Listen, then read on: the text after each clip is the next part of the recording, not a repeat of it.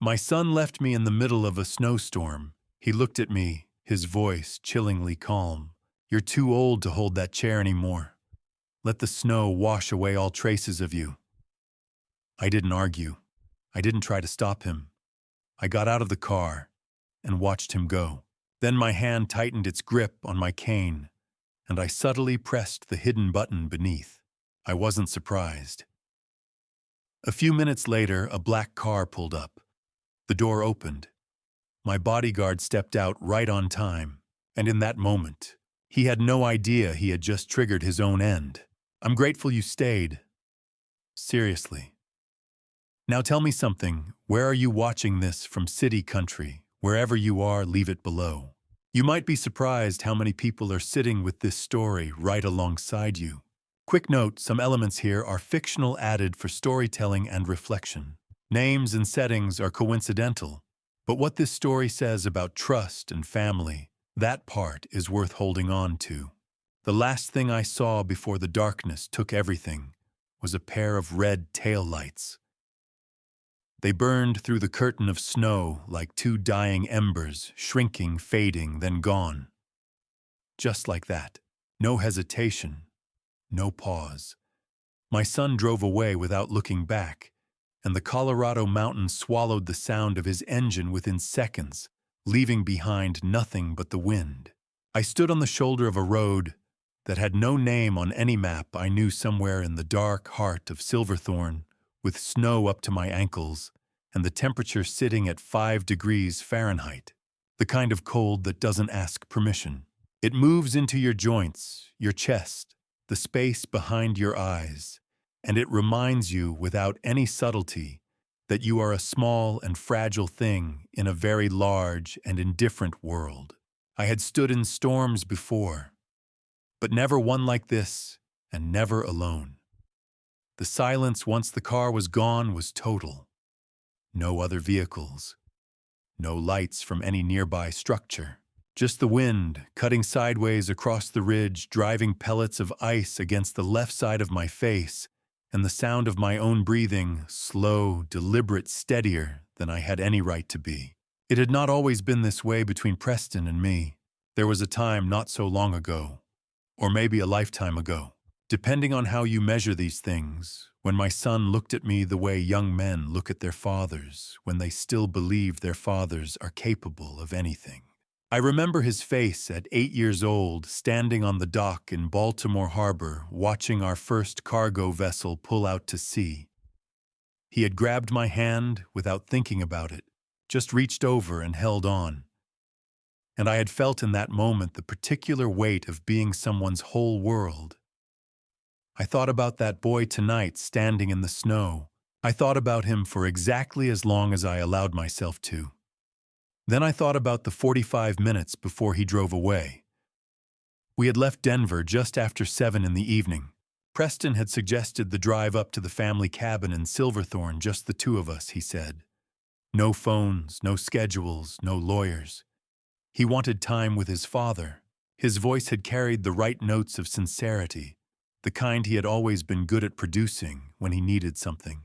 I had listened to him and said yes, the way I had been saying yes to things for the past several months, moving through my days with the careful slowness of a man who was not supposed to understand what was happening around him. The drive up I-70 had been quiet.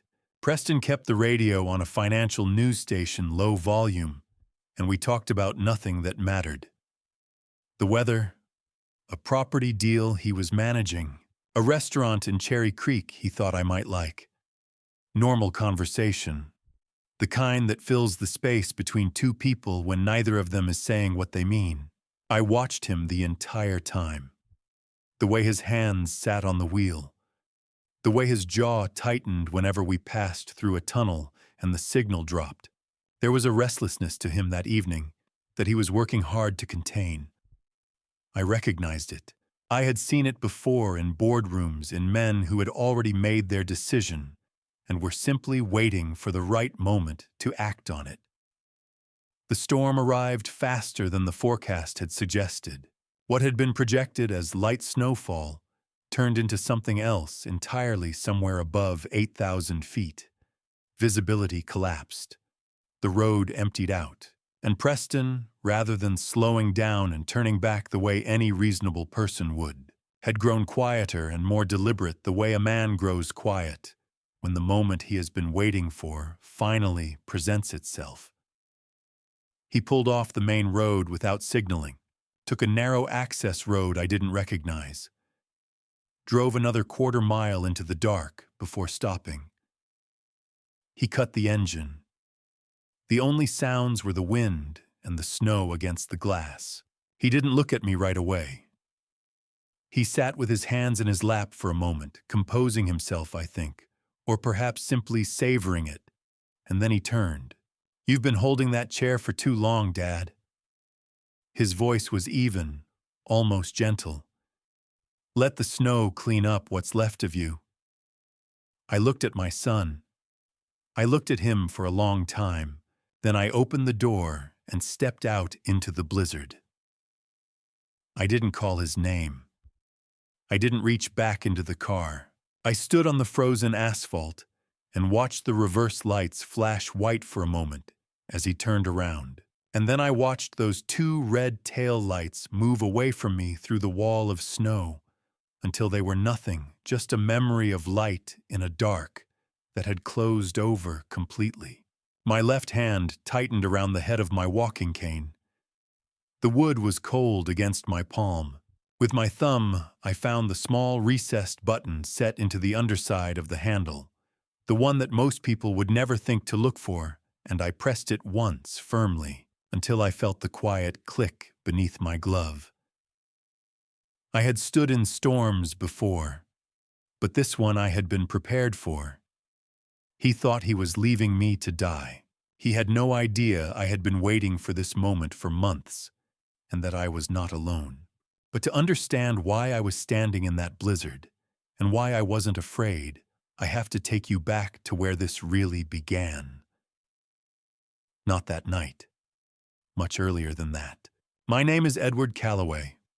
I am 65 years old, and for the better part of 4 decades, I built something from nothing. Calloway Shipping Group started in 1987 with a single leased vessel, a line of credit I had no business asking for, and a conviction that American cargo moving between Atlantic ports deserved better handling than it was getting. I was 28 years old. I had $200 in a checking account, and a stubbornness that my father had always called a character flaw. As it turned out, it was the most valuable thing I owned. By the time I was 40, we had 12 vessels operating along the eastern seaboard. By 50, we had expanded into Gulf shipping and established a logistics hub in Houston.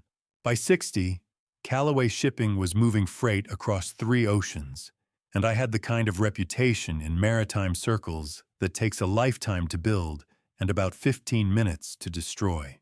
I knew that. I never forgot it. What I also had from the very beginning was Margaret. We met in the winter of 1986 at a business conference in Washington that neither of us particularly wanted to attend. She was working in commercial real estate at the time, sharp direct with a laugh that arrived without warning and filled whatever room she was in. I spent the entire first evening of that conference trying to seem less interested in her than I actually was. She saw through it immediately and found it entertaining. That was Margaret. She saw through things.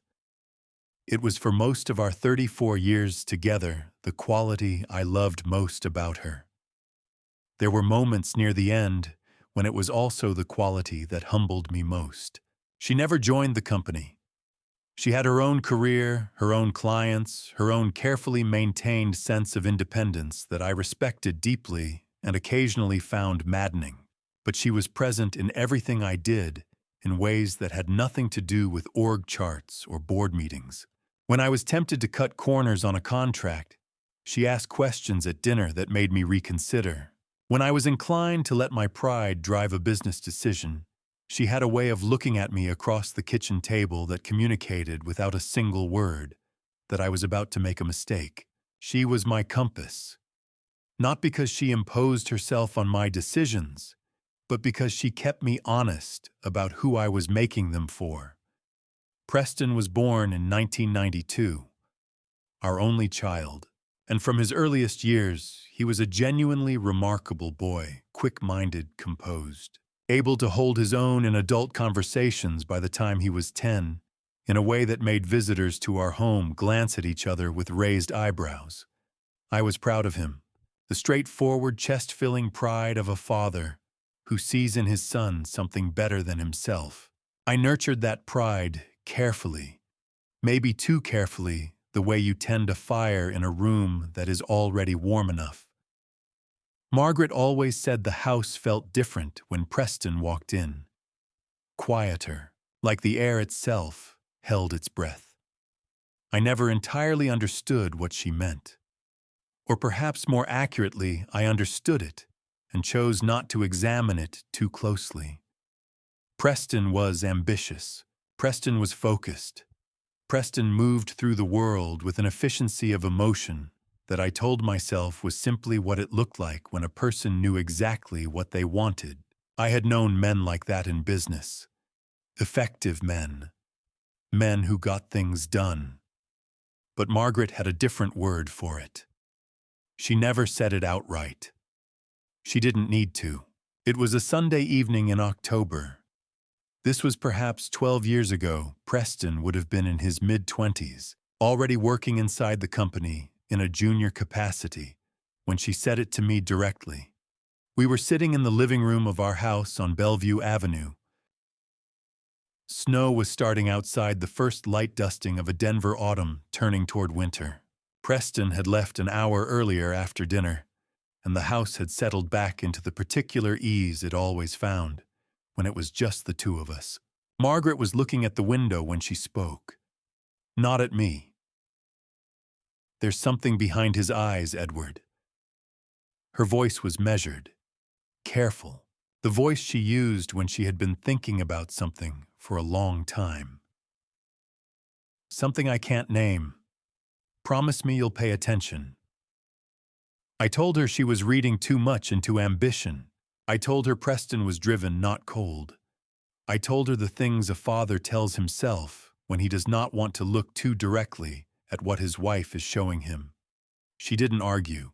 She just nodded once slowly, the way she did when she had said what she needed to say, and understood that the rest was up to me. I did not keep that promise. In the years that followed, I watched my son rise inside Callaway Shipping with a competence that impressed everyone around him, including me. I watched him learn the business with a speed and thoroughness that I attributed to inheritance, my work ethic, Margaret's discipline. The best of both of us distilled into someone who would carry the company forward when I no longer could. I told myself this story for a long time. It was a comfortable story. It required very little from me. The last winter I remember clearly with Margaret, truly clearly, before the illness made everything complicated. And then she sat in the wingback chair by the bedroom window and watched the snow come down over the city. Her hands were in her lap. She wasn't reading. She wasn't talking. She was just watching with an expression I had seen on her face before, but had never been able to name. I sat with her for a long time that afternoon. Neither of us said much. Outside, the snow kept falling. Margaret saw it long before I did. And by the time I finally opened my eyes, she was already gone. And Preston had already begun. Margaret passed on a Tuesday in February 3 years ago. By the following Monday, Preston was already in my office asking about the transition plan. I remember sitting behind my desk and watching him settle into the chair across from me.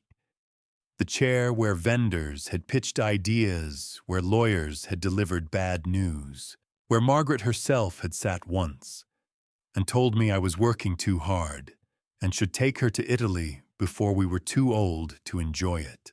Preston sat in that chair with a legal pad and a pen, and he asked me in a tone that was perfectly calibrated between professional and filial what my timeline looked like for stepping back from day-to-day operations. My wife had been dead for 6 days. I told myself it was grief expressed sideways. I told myself that Preston processed things differently, that burying himself in work was his way of not falling apart. I had known men like that, functional men. Men who kept moving because stopping meant feeling. I extended my son every charitable interpretation. I had lined them up like sandbags against a flood.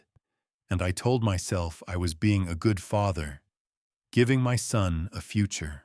What I didn't know was that I was handing him a weapon, one he had been sharpening for years. The formal transition happened that spring. There was a small announcement in the Denver Business Journal, a brief reception at the office, and a framed photograph taken of the two of us, shaking hands in front of the Callaway shipping logo in the main lobby. Preston looked composed and confident. I looked like what I was, a man who had recently buried his wife and was operating largely on routine. The photograph ran in 2 industry publications. Several colleagues sent notes of congratulation. One old friend, a shipping executive I had known since the early 90s, called me privately and asked if I was sure about the timing. I told him I was. The first year I stayed involved. Preston seemed to welcome it, or at least he produced a convincing performance of welcoming it. He included me in key meetings, solicited my input on major contracts, and deferred to my judgment on several long-standing client relationships, where my history with the accounts carried weight. It felt for those first several months like a genuine partnership, a passing of the torch that honored what had been built. Then quietly it began. Tom Hartley was the first to go. Tom had been our head of Atlantic operations for 11 years. One of the most reliable people I had ever employed. The kind of man who knew every port superintendent between Boston and Miami by first name. Preston restructured the division in September, and Tom's position was eliminated. It was handled cleanly with a generous severance package and a letter of recommendation I later learned Preston had drafted himself. When I asked about it, Preston explained that the restructuring was necessary to align with the company's new strategic direction. He used a lot of words. None of them were wrong exactly. They just weren't the whole truth. After Tom, there was Carol Simmons in legal. Then Marcus Webb, who had been managing our Houston logistics hub since we opened it. Then 3 members of the board's advisory committee, men and women who had known me for decades, and who I realized too late, had also known how to push back against decisions they thought were wrong. Each departure was individually explainable. Taken together, they formed a pattern I should have recognized sooner. The board meeting in October was the first time it happened in front of other people. We were discussing a proposed contract with a mid-sized freight carrier out of Savannah, a company I knew well had worked with before, and had reservations about based on their recent financial disclosures. I raised those reservations. I laid out the specific numbers I was concerned about, the particular clauses in the proposed agreement that left Callaway Shipping exposed. The precedent from a similar deal we had done in 2014 that had cost us considerably more than anticipated. Preston listened with his hands folded on the table and his expression set to patient. When I finished, he said with a smile that was warm enough to be insulting that he appreciated my historical perspective, and that the team had already conducted a thorough analysis accounting for the variables I had mentioned. He then turned the floor over to a financial analyst I had never met, who proceeded to present a series of slides that addressed none of my actual concerns, but looked very impressive on the conference room screen. The board approved the contract. No one met my eyes afterward. I drove home that evening in the particular silence of a man who has just been told, without anyone saying a word, that his opinion no longer belongs in the room where it used to matter most. It was around that time that I made one decision that Preston noticed and immediately dismissed, which was exactly what I needed him to do. I hired Garrett Reeves. Garrett was 45 years old, a former federal agent who had spent 15 years years working for a government security division I am not at liberty to name, and who had transitioned into private security consulting 3 years earlier. I found him through a firm I trusted. His record was in the dry language of background reports exemplary. In person, he was quiet, observant, and possessed of the specific stillness that belongs to people who have spent a long time in situations where stillness matters. When Preston saw Garrett accompanying me to the office one morning, he glanced at him once with the mild amusement of someone encountering something they consider beneath their attention. A bodyguard dad, really, hookums. I'm 65 and I live alone, I said. Humor me. Preston shrugged and moved on. He did not ask about Garrett again. That was the first and most important mistake my son made. Not the contracts, not the board maneuvering, not even what came later on that mountain road. It was that shrug. I drove home that evening thinking Preston just needed time, that this was how sons became men. I was still making excuses for him. I wouldn't be able to do that much longer. It was a Tuesday morning in March of 2024, 8 months before the blizzard, when I first noticed something was wrong. Not with the company, with me. By that point, 2.5 years had passed since Margaret's death, and since I had handed Preston the keys to Callaway Shipping. 2.5 years of watching my company change in ways I told myself were growing pains. 2.5 years of board meetings where my voice carried a little less weight each quarter, of long evenings in a house that echoed, of learning what it felt like to be the founder of something that no longer needed you in any way that mattered. I had adjusted. That was what I told myself. I had adjusted, and I was fine. Then the forgetting started. Small things at first. A name I had known for 20 years gone when I reached for it. An appointment I was certain I had written down nowhere in my calendar. A sentence I had begun and then lost entirely mid-thought in the middle of a conversation that suddenly felt like it was happening at the bottom of a swimming pool. Disorienting. Embarrassing. The particular cruelty of a mind that had always been sharp beginning to go soft at the edges. I mentioned it to Dr. Raymond Holt during my quarterly checkup. Raymond had been my physician for over 2 decades, a careful, methodical man in his late 60s who had seen me through Margaret's illness, 2 knee surgeries, and the kind of sustained grief that wears on a body whether you acknowledge it or not. He listened to my description of the symptoms, ran the standard assessments, and told me what I had expected to hear. Stress. Age. The cumulative toll of bereavement, combined with a life lived at a high pitch for too long. He adjusted a few of my supplements, recommended I consider reducing my schedule, and sent me home with the reassurance that what I was experiencing was consistent with a man of my age and circumstances. I believed him, for a while. Margaret used to set my vitamins out every morning in a small ceramic dish, pale blue with a small chip on the rim that she had always meant to replace and never did. After she was gone, I kept the habit. Same dish, same spot on the nightstand, same handful of supplements every morning before coffee. It was the one routine I hadn't let go of. Some mornings setting out those pills was the closest thing I had to feeling like she was still in the room. It was 3 weeks into March, somewhere around 2 in the morning, when I found myself sitting on the edge of the bed in the dark and unable to sleep, which had also become a habit, though a less comforting one. I reached over and picked up the ceramic dish from the nightstand. I don't know what made me look at them differently that night. Fatigue, maybe, or some instinct so quiet I couldn't have named it consciously. But I looked. The capsules were the same color as always, a muted, unremarkable beige that I had swallowed every morning for years without examination. Except that night, holding them under the light of my phone screen, I noticed that 2 of them were fractionally smaller than the others, a difference so slight that you would have to be looking for it to see it. I was not looking for it, and I saw it anyway. I set the dish back down.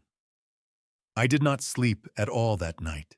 The following morning, I quietly separated those 2 capsules and 3 others that I examined more carefully, sealed them in a small plastic bag, and drove them to a private laboratory on the east side of Denver, an independent testing facility I had used years earlier for an unrelated business matter, run by a chemist I knew to be thorough and discreet.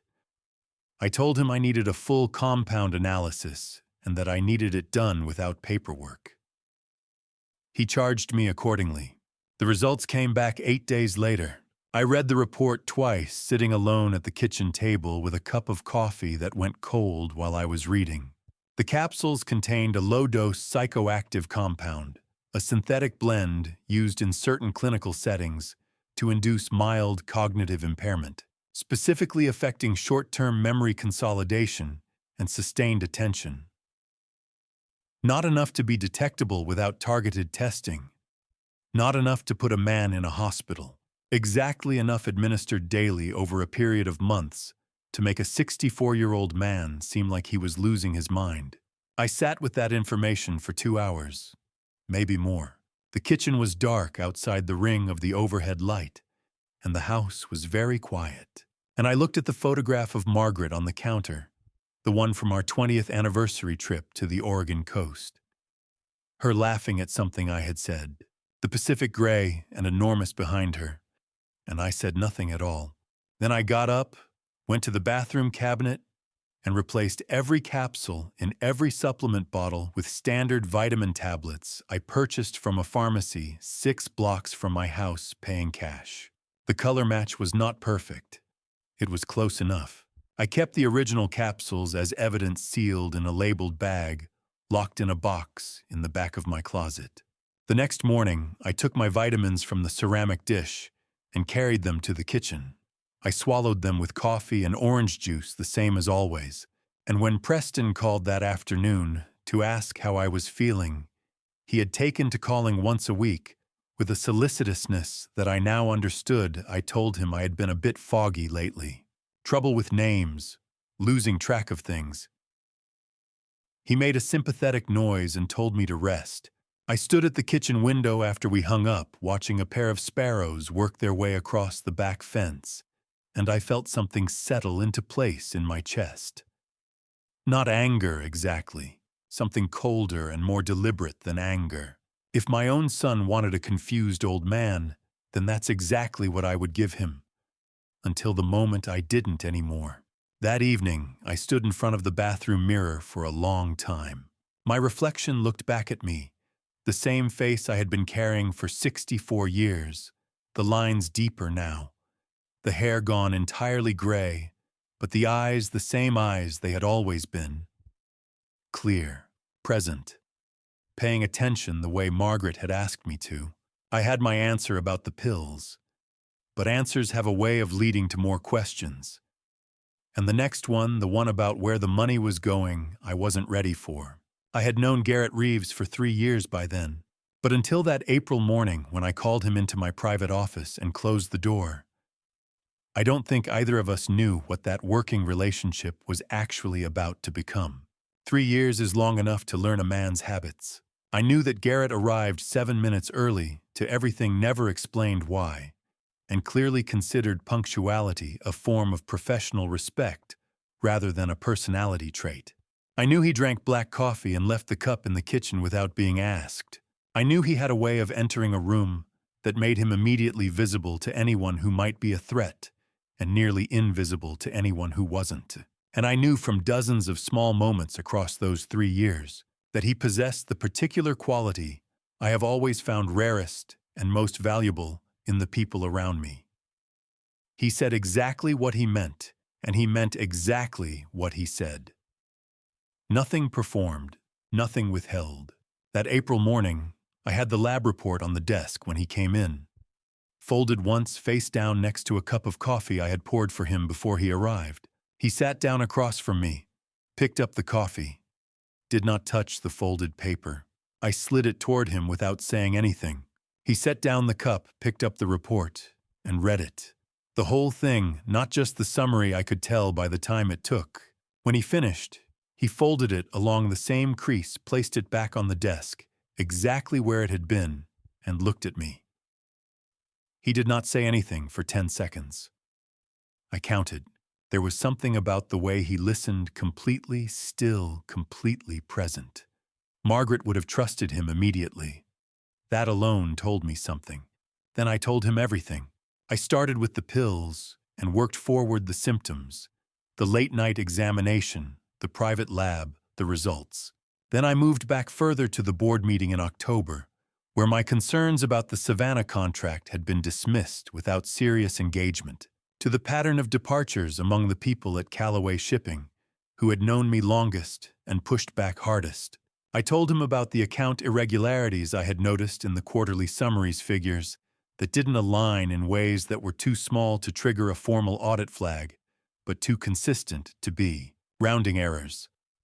I told him that I had no hard proof of anything yet, that I had a 64-year-old man's instincts, a chemistry report, and a feeling that had been building for the better part of 2 years.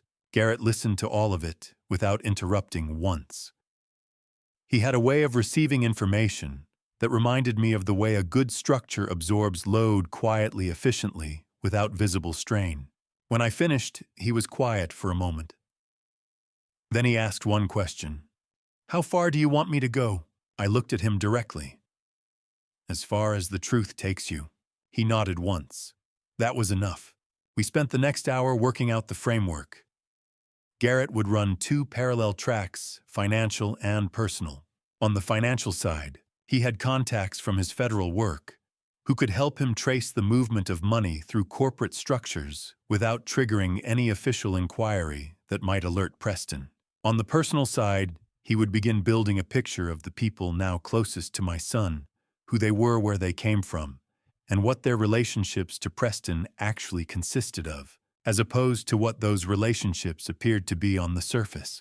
Everything would come directly to me. No intermediaries, no written communications that could be intercepted or subpoenaed. He would report in person in locations we agreed on in advance, and the information would exist only in my possession and his memory until we decided otherwise.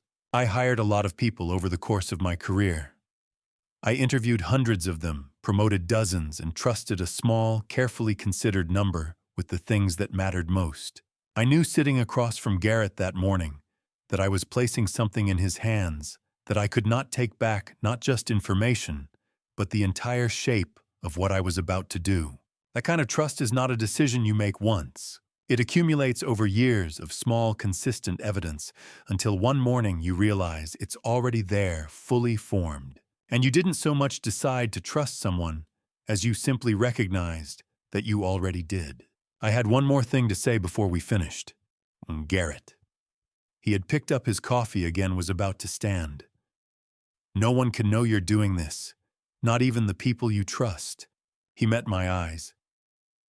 "I understand. I mean no one. I know what you mean, Mr. Callaway." He stood, buttoned his jacket, and walked toward the door. Then he stopped with his hand on the frame and turned back. "Oh, whatever we find," he said. "Are you prepared for it?" I looked past him out the window behind his shoulder. The April sky over Denver was the flat, washed-out blue of early spring, the kind of sky that promises warmth it hasn't quite decided to deliver yet. I thought about the ceramic dish on my nightstand. I thought about Margaret's photograph on the kitchen counter. I thought about the 10 seconds of silence after Garrett had read the lab report, and the fact that he had asked me exactly one question before agreeing to help. "I stopped being unprepared the night I found those pills," I said. He nodded, and then he left. What Garrett found in the weeks that followed was worse than anything I had steeled myself for. And I had steeled myself for quite a lot. Before I reveal what he had really done, I want to know something. If you're still here with me, comment 7 down below, just so I know you didn't look away when things started to feel wrong. And one more thing. Parts of what comes next are dramatized for storytelling. Not every detail may be exactly as it happened, so if this isn't for you, this is your moment to step away. 3 weeks after our conversation, Garrett came back. He set a folder on the table between us, sat down, and didn't say a word. He just waited for me to open it.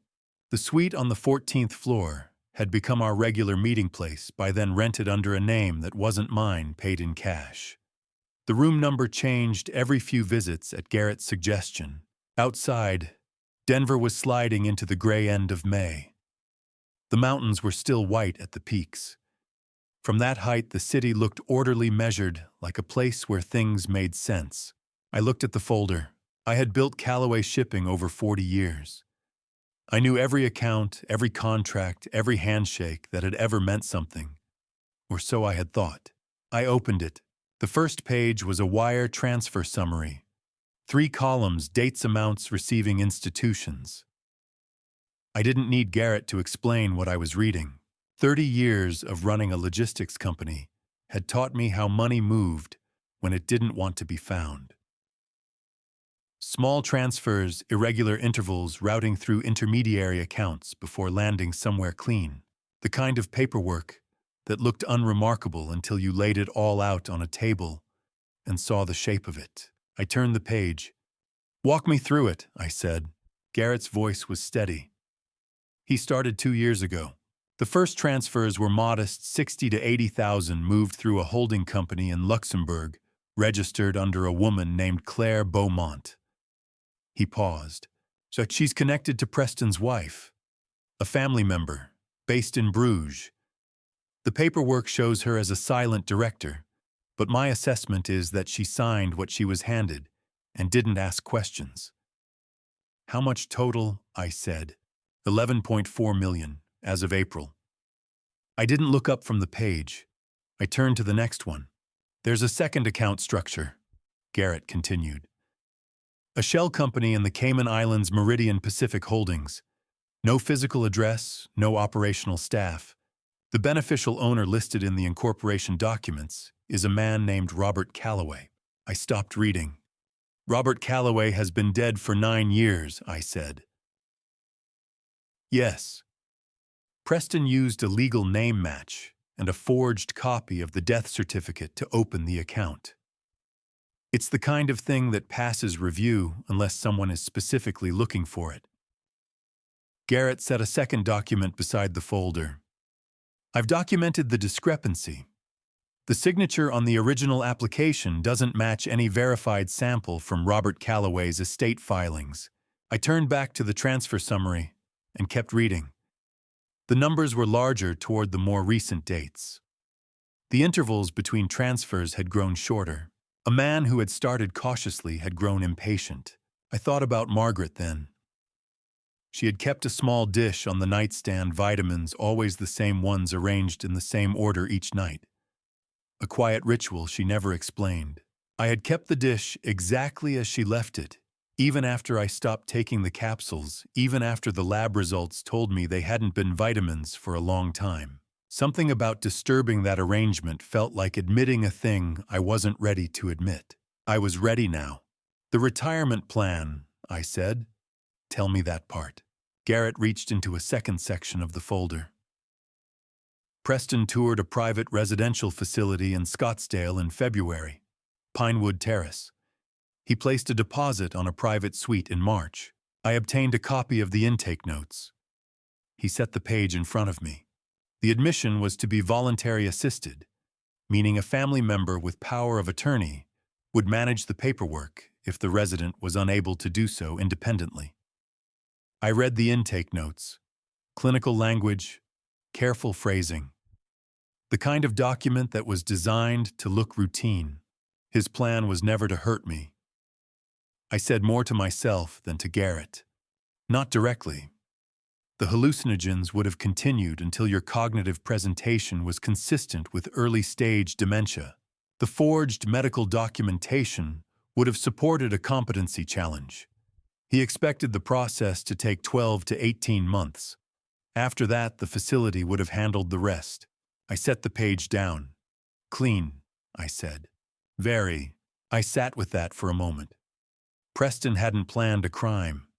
He had planned a disappearance, slow, administrative, invisible. I would have faded. The company would have transferred.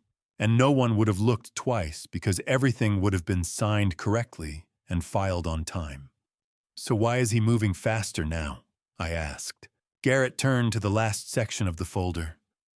A single printed page, the kind that looked like it had been reconstructed from a partially recovered file. Preston has a personal debt to a man named Dominic Hale. $7 million borrowed approximately 18 months ago. It is not a company obligation. It is a private arrangement. I knew the name. Dominic Hale ran Hale Maritime, our primary competitor on the Pacific freight lane.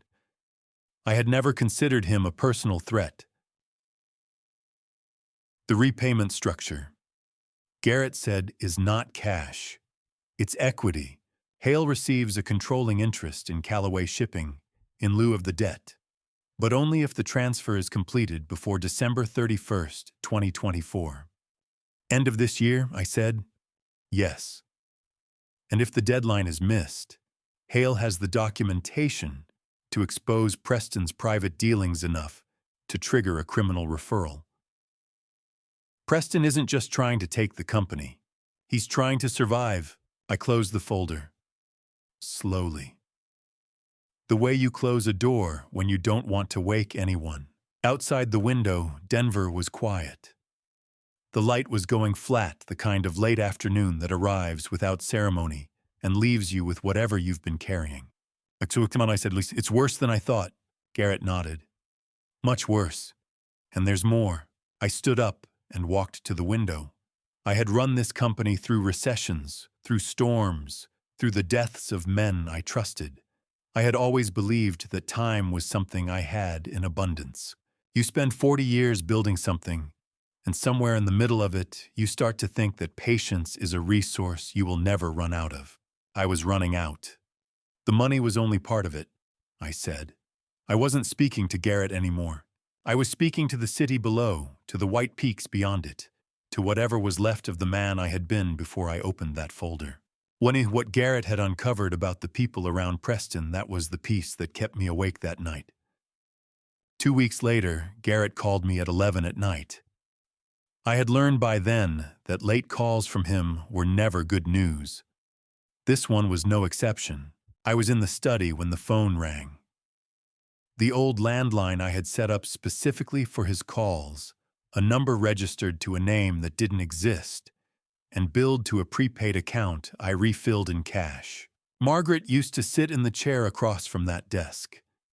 Some nights I still set a cup of coffee on the side table out of habit, even when no one was there. I picked up on the second ring. "We need to meet," Garrett said. "Tomorrow, same place." "How bad?" I asked. There was a pause. Not long. But Garrett was not a man who paused without reason. "Bring the whole morning," he said. I had always thought Vivian was simply Preston's shadow. Agreeable, decorative, unremarkable. She attended the right functions, said the appropriate things, and faded into the background, the way that certain people choose to fade, not from weakness, but from strategy. I had underestimated her completely, and that was a mistake I would not repeat. Garrett was already at the suite when I arrived. The city beyond the window was overcast, a low gray pressing down over the skyline. He had the photographs laid out before I sat down. "How long?" I said, looking at the first print. 18 months of documented meetings, possibly longer. He tapped the image. Private hotel rooms, always a different property. Always checked in under assumed names. She uses variations on her maiden name, Marchetti. He uses a business alias connected to one of his subsidiary LLCs. He set another photograph beside it. Every 2 weeks, regular as a board meeting. The man in the photograph was in his early 50s. Silver at the temples, the build of someone who had once been athletic and had let time settle the argument. He sat at a restaurant table with the ease of a man who was accustomed to being the most important person in any room he entered. I knew who he was before Garrett said the name. "Dominic Hale," I said. "You've dealt with him before." 15 years of parallel lanes on the Pacific Freight Corridor. Hale Maritime has been trying to absorb our contracts since before Margaret got sick. I set the photograph down. He never managed it. I was too careful with the renewal structures. He found another way in, Garrett said. Garrett opened the folder and walked me through it methodically, the way he always did. No editorializing, no emphasis, just the sequence of facts laid in order and left for me to interpret. Vivian had not met Preston at a gallery opening in 2020, the way the family story went. She had been introduced to him 3 years earlier at a private investment dinner, hosted by one of Dominic Hale's associate companies. The introduction had been arranged. The courtship that followed had been, in Garrett's estimation, deliberate. He placed her, I said. That's the conclusion the evidence supports. The encrypted call intercepts I was able to access confirm coordination going back at least to 2019. I sat with that for a moment. 2019. Margaret had still been alive in 2019. Preston had still been the young man I was grooming to run the company I had built. And somewhere in that same year, in a room I had never entered, Dominic Hale had identified the pressure point of my life and moved a piece into position beside it. And the plan, Garrett said, as I've reconstructed it, operates in 3 stages. He turned a page. First, Preston accelerates your cognitive decline, using the hallucinogens long enough to compromise any legal challenges you might mount. Second, Preston removes you one way or another permanently. Third, Vivian steps forward as the surviving spouse and primary heir.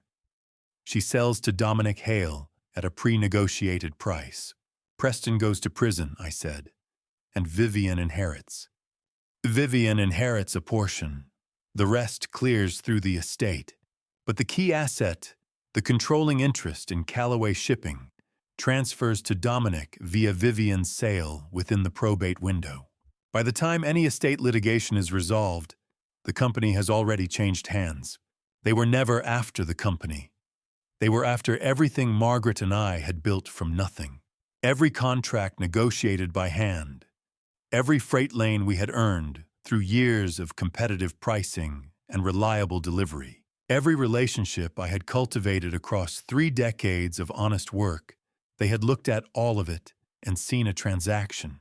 I did not say anything for a while. Garrett let the silence sit. That was something I had come to appreciate about him. He understood that there were moments when information needed time to settle before it could be responded to. There's one more piece, he said eventually. He produced a single document, a corporate filing from the state of Delaware. The company name was unfamiliar. The registered agent was a law firm I didn't recognize. But the filing date was recent, and the stated purpose in the Articles of Incorporation described a holding entity structured specifically for the acquisition of shipping and logistics assets. Dominic is setting up a clean vehicle, Garrett said. No Hale Maritime branding, no direct connection to his name in the initial filing. It's designed to receive the Callaway Shipping equity transfer without triggering the standard competitor acquisition review that the SEC would apply if Hale Maritime made a direct bid. When was this filed? 6 weeks ago. 6 weeks ago. Before the snowstorm was even a forecast. Before any of what I now knew had made it onto a table between 2 people in a room that didn't officially exist.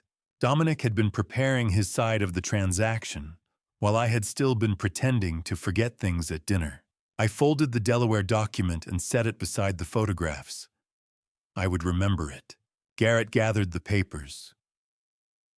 Outside, the overcast had thickened.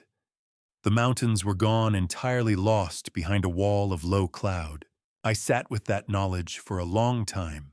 The full weight of it, 5 years of patience, a planted woman, a manufactured debt, a shell company waiting in Delaware for a transaction that was supposed to be inevitable settled across my shoulders, like something physical.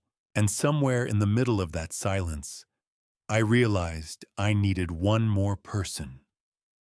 Someone Preston had never met. Someone he would never think to watch. Someone who could move in the spaces between everything Dominic and Vivian had so carefully constructed. I didn't have a name yet, but I knew the shape of what I needed. James Cross had been my closest friend for 30 years. He passed 2 winters before Margaret. Before he did, he told me, "If you ever need someone who fights like I used to call my daughter." I had kept her number in my wallet ever since. That July, I finally used it. Her office was not what I expected. No glass tower, no receptionist behind a polished desk. Natalie Cross worked out of a converted brownstone on a quiet block in Capitol Hill bookshelves, floor to ceiling, 2 mismatched chairs across from a work table stacked with folders, a window that looked out onto a narrow street where nothing moved very fast. The kind of office that belonged to someone who had decided long ago that the work mattered more than the appearance of the work. She was younger than I had imagined. Mid-30s, her father's directness already settled into her face like something permanent. She shook my hand, once pointed me to the chair, and opened a legal pad. I told her everything, from the vitamins on Margaret's nightstand to the wire transfers through Luxembourg, from Pinewood Terrace to the Delaware Shell Company, from Dr. Holt's forged reports to the encrypted calls between Vivian and Dominic Hale. I talked for nearly 2 hours. Natalie did not interrupt once.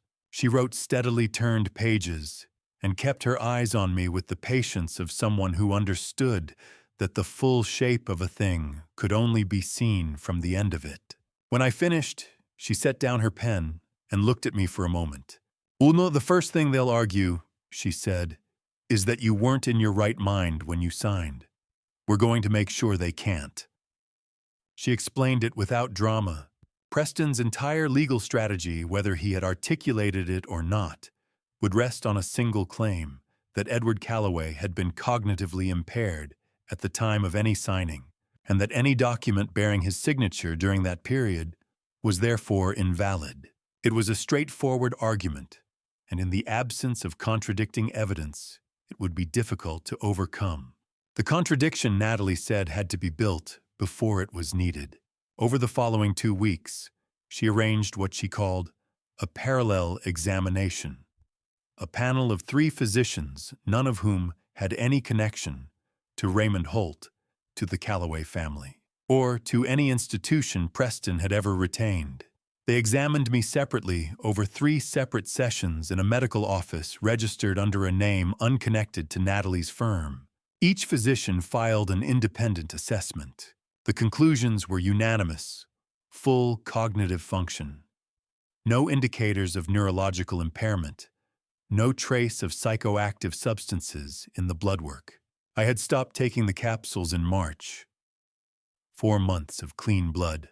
The assessments were notarized, dated, and sealed in a fireproof document case in Natalie's office. She made 2 additional copies, each held by a different neutral party in 2 different cities. If anyone ever needed to establish that Edward Calloway had been of sound mind in the summer of 2024, the record would be there, layered, redundant, and completely outside the reach of anyone in Preston's network. "They'll look for every crack," she said after the last session. "There aren't any," I told her. She almost smiled. "Let's keep it that way." The will itself was drafted over 4 careful sessions. I reviewed every line. Natalie explained each clause in plain language, the way her father used to explain things, not because he thought you weren't intelligent, but because he believed that understanding your own decisions was a form of dignity. 80% of the estate, the shipping assets, the accounts, the properties would transfer to the Margaret Calloway Foundation upon my death, to be administered by an independent charitable board with no Calloway family representation. 20% would be placed under a neutral fiduciary council with instructions for distribution to community and maritime worker organizations Margaret had supported during her life. Preston's name did not appear in the document. Neither did Vivian's. Garrett Reeves was named as the independent executor, the single individual responsible for ensuring the document was filed correctly, and that no procedural challenge could delay its effect. I signed it on a Tuesday morning in late July. My hand was steady. My mind was clear. 3 witnesses watched me do it, none of them connected to anyone who knew my son's name. Then August came. Preston arrived on a Saturday afternoon, dressed as he always dressed when he wanted to appear, casual, collared shirt sleeves rolled once. The practiced ease of a man who had learned to perform comfort. He had a folder under his arm. He set it on the dining room table with the careful lightness of someone who had rehearsed the gesture. "I've had the estate attorneys update the documents," he said. "It's mostly administrative, just brings everything current." I looked at the folder. I did not open it. "My hands have been shaking," I said. "You'll have to give me a moment." I let the silence run longer than necessary.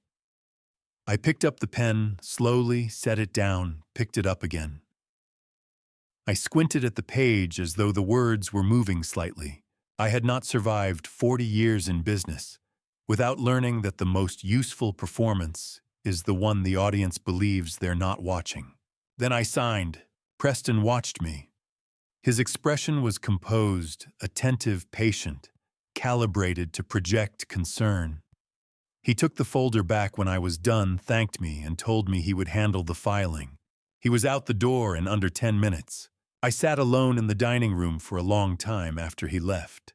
In my mind, I held 2 documents side by side, one in a fireproof case in a brownstone on Capitol Hill, witnessed by 3 strangers who would testify under oath that I had known exactly what I was signing. One in a folder under my son's arm on its way to a safe I would never be invited to open. "Sign it, Preston," I thought. "Frame it. Put it in a safe. It won't matter. Only one of those 2 documents would hold. But there was still one piece missing, and it was the most dangerous piece of all. The man who had been inside this from the beginning. The man who had written the medical reports, prescribed the capsules, and told Preston which doors to open and when. The man who knew everything. I had not yet decided what to do about him. Raymond Holt had been my doctor for 22 years. He had seen me through Margaret's illness, through 2 knee surgeries, through the kind of grief that makes a man's body forget how to function. I had trusted him completely. That made what came next harder, not easier. I did not call ahead. I drove to his private office on a Thursday morning in September and told the receptionist I was there for a routine appointment. She checked the calendar, found nothing, and I told her I could wait. I sat in the same chair I had sat in for 2 decades. The same worn fabric. The same watercolor print on the opposite wall of a mountain lake at dawn. And I waited until the last patient of the morning left, and the waiting room was empty. Then I walked to his office door and knocked once. Raymond looked up from his desk. He was 68 years old, and he had always carried his age the way certain men do, upright, deliberate, the face of a person accustomed to being trusted in difficult rooms. But that morning, in the half-second before his expression arranged itself, I saw something else. A flicker of something that had been living behind his eyes for a long time. I sat down across from him and placed the lab report on the desk between us. The independent toxicology results. 3 pages dated, signed by 2 separate analysts who had no connection to his practice or to anyone in my life. I didn't say anything. I just set it there and waited. He looked at the report. His face went through several things in quick succession, recognition, calculation, and then something that settled below both of those like a stone dropping through water. He sat back in his chair slowly, the way a man sits when the weight of something has finally become too much to hold, in a standing position. Every morning for 6 months, I had swallowed a placebo and watched Raymond look me in the eye and ask how I was feeling. He was a good liar, but guilt has a way of collecting in a person's face in the set of the jaw, in the small pause before a reassurance in the way eyes move when they're working harder than they should need to. I had seen it. I simply hadn't known at the time what I was seeing. He spoke first. "How long have you known?" "Since March," I said. He nodded slowly as though this confirmed something he had already suspected. I told myself it was just paperwork, that no one would get hurt. He stopped. His hands folded on the desk, tightened slightly, and then released. "I was a coward, Edward. I was a coward, and I knew it." I let that sit in the room for a moment. Then I said, "Then stop being one." He told me the rest of it in pieces, not all at once, but in the way that a man recounts something he has replayed too many times, the details worn smooth from repetition. Preston had approached him 18 months ago. Not with a threat, with a transaction. Raymond's son had accumulated a substantial debt, the kind that doesn't negotiate and doesn't wait. Preston had retired it quietly and completely, in exchange for two things: the substitution of Edward Calloway's medication and a series of falsified medical assessments that would support a future competency challenge. "Heidi, he said you would be comfortable," Raymond said. "He said it was just a transition, that you were already pulling back from the company, that the only question was the timing. And you believed that." He didn't answer, which was in its own way an answer. "The reports you filed," I said, "the cognitive assessments, the progression charts. Fabricated. All of them." He said it without looking away. Whatever else Raymond Holt had been in those 18 months, he was not going to lie to me now. "I still have the originals, the real ones. Every examination I ran on you, the actual results, they're in a separate file. I kept them." "Why?" He was quiet for a moment. "Because I wasn't ready to make it permanent," he said finally. I told myself I would find a way out of it. That I would, I don't know. I don't have a good answer, Edward. I'm sorry. I looked at him for a long time. Raymond Holt was not a villain. He was a man who had made a decision under pressure, and then spent 18 months discovering what that decision had made him. There is a particular kind of suffering that comes from knowing exactly what you did wrong and being unable to undo it, and I could see it in every line of his face. "Why aren't you angry with me?" he asked. "Because hating you won't bring Margaret back," I said. "And it won't stop Preston." He looked down at his hands. He was quiet for a long time. We talked for another hour. By the end of it, Raymond had agreed to provide a full sworn statement, to surrender every falsified document alongside the original authenticated records, and to testify if it came to that. He asked what would happen to him. I told him I couldn't promise anything about how the law would treat what he had done, but I could promise that I would tell whoever needed to know that he had come forward voluntarily, and that his cooperation had been complete. That afternoon, I called Garrett. Within 48 hours, Raymond had a different vehicle, a temporary residence in Boulder registered under a business name, and a new phone number that existed only between him, Garrett, and me. His regular patients were told he was taking medical leave for a personal matter. No one from his former life, and no one from Preston's, would be able to reach him through any channel they currently had. Before I left his office that morning, I stood at the door and turned back. "Raymond, if Preston finds out you've talked to me, he won't give you a second chance." He met my eyes. "I know," he said quietly. "I've known that for a while. We had our witnesses. We had our documents. What we needed now was the final piece, the one that could only come from Preston himself. And for that, we needed to give him exactly what he wanted." October came quietly that year. The aspens had already lost their leaves, and a thin layer of early snow had settled over Denver like a warning written in a language only I seemed to be reading. I had lived in Colorado long enough to know that October snow was not unusual.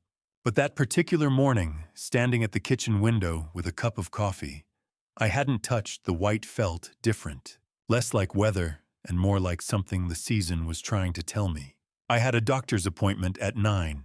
Raymond's practice looked exactly as it always had. The watercolor print on the waiting room wall, the receptionist who had been there for 15 years, the faint smell of antiseptic and old carpet that I had associated with wellness for 2 decades and now associated with something considerably more complicated. Raymond had been playing his role for so long, he had almost forgotten which version of himself was real. Almost. He came to the doorway himself this time, rather than having the receptionist call me back. A small adjustment, the kind that a careful man makes when he wants a conversation to feel natural and cannot afford for it to feel staged. I followed him in. He closed the door. He sat across from me and folded his hands on the desk in the way he always had, and I watched him become the version of himself that Preston expected. It was a precise performance, not overcorrected, not theatrical. Just Raymond Holt being Raymond Holt, which was the only performance that had ever worked on anyone who knew him. I see. You've been under tremendous stress, Edward, he said with the measured gravity of a man who has delivered difficult news for a living. Your body is sending warnings you can't afford to ignore. A few days completely off the grid, no phone, no schedule, that's not a suggestion anymore. That's a prescription. He slid a printed information sheet across the desk. Mountain air. Rest. Removal from the pressures of daily routine. The kind of guidance that sounded to anyone listening like nothing more than an aging physician looking after a patient he had known for 2 decades. I looked at the sheet. I looked at Raymond. His eyes were steady. But underneath the steadiness in the part of his face that only showed itself in unguarded moments, I could see the effort it was costing him. The man who had written false reports for 18 months was now writing a different kind of fiction, one aimed for the first time at the right outcome. Thank you, Raymond, I said. I'll think about it. He nodded and stood to shake my hand. His grip was firm. I held it a beat longer than necessary and felt him hold back. Preston appeared the next morning. He called first, which was unusual. He generally arrived without announcement in the way of someone who had decided that the house was already in practical terms his. But that morning he called, and his voice had the careful warmth of a man who had been rehearsing. He arrived just after 10, collared shirt, no tie. A deliberate informality that he had curated the way other people choose paint colors with more intention than it appeared. I was thinking, he said, standing in the entry hall, hands in his pockets. Maybe we take a few days. Get out of the city, the cabin up in Silverthorne. I know you haven't been up there since Mom, but I thought, I don't know. Maybe it's time. He paused, and in the pause there was something that might have been genuine feeling if I hadn't known what I knew. Just the 2 of us, Dad. No meetings, no lawyers, no board members. I just want some real time with my father. I looked at my son. He was 32 years old, and he had his mother's cheekbones and his mother's capacity for stillness in difficult moments, and none of her reasons for it. I thought about what Margaret had said sitting at that dinner table in 2022. Her voice low and certain in the way it got when she was telling me something she needed me to remember. Something behind his eyes, Edward. Something I can't name. She had been right then. Looking at him now, I could see it clearly, the calculation running quietly behind the warmth, the way a current runs beneath still water. All right, Preston, I said. Let's go. He smiled. It was a good smile. He had always had a good smile. That evening, I made one phone call. I stood in the garage with the door closed, and I kept it short. We're going to Silverthorne, I said. Tomorrow morning. He'll take the I-70 route, almost certainly it's the direct line, and he won't want to add time. Garrett's voice came back without hesitation. I'll be positioned before you reach the pass. What's the weather looking like? Storm's coming in Thursday, I said. The forecast moved it up. A pause. That changes his timeline. I know, I said. Be ready for anything. I went back inside. I climbed the stairs to the bedroom, not my room, but Margaret's, the one she had kept as her own space even after we'd merged everything else. Her reading chair was still by the window. Her photograph was on the dresser. The one taken the summer we drove the coastal highway, the year after we started the company. When there was nothing to our names except a freight lease and an idea we were both too stubborn to give up on. I sat in her chair. I'm almost done, Maggie, I said quietly. Almost. The room didn't answer. Rooms never do. But there was something in sitting there in the chair that still held faintly the shape of the person she had been that made the weight easier to carry. Not lighter, just easier. I went to bed early and didn't sleep much. Before I came downstairs the next morning, I retrieved the walking stick from the hall closet.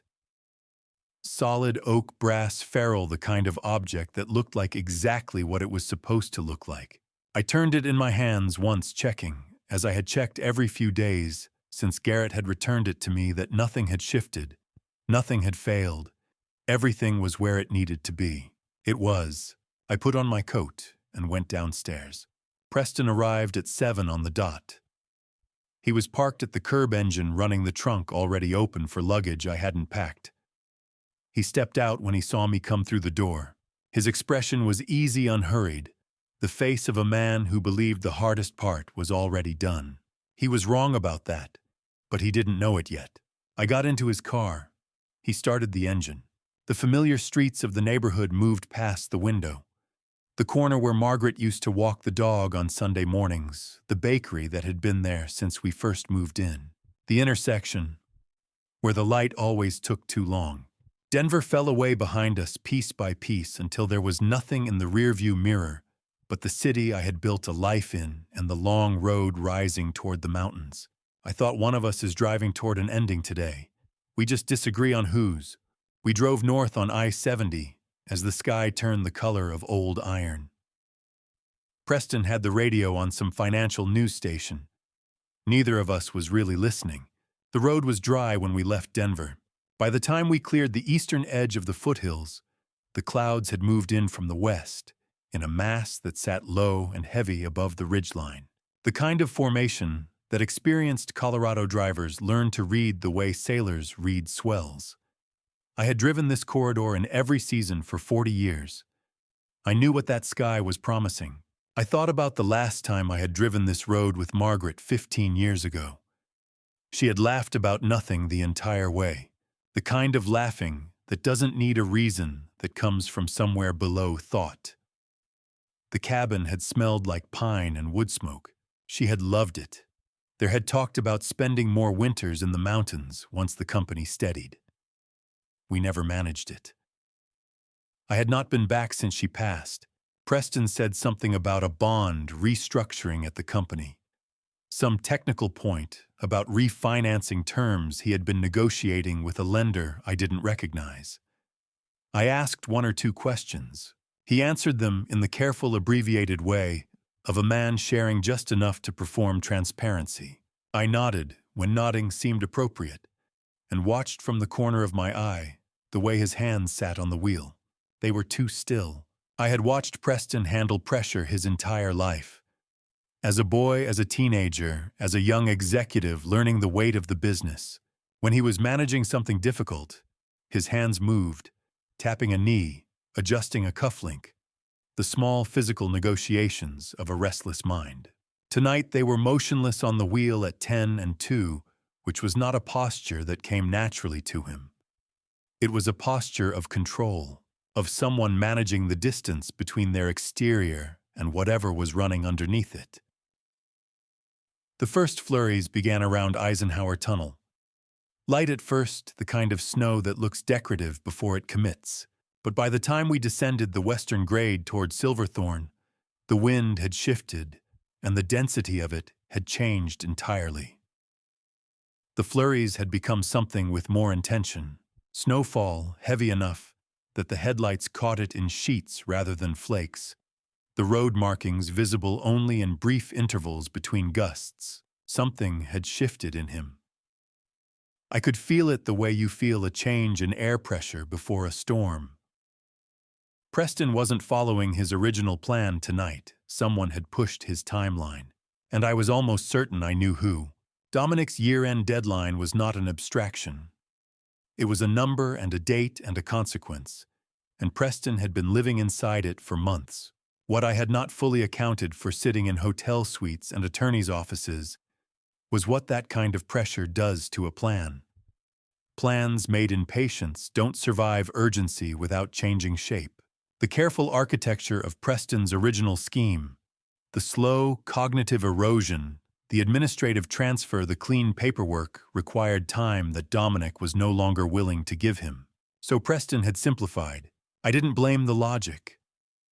I had made simplified decisions under pressure myself in 30 years of running a company through markets that didn't care about elegance.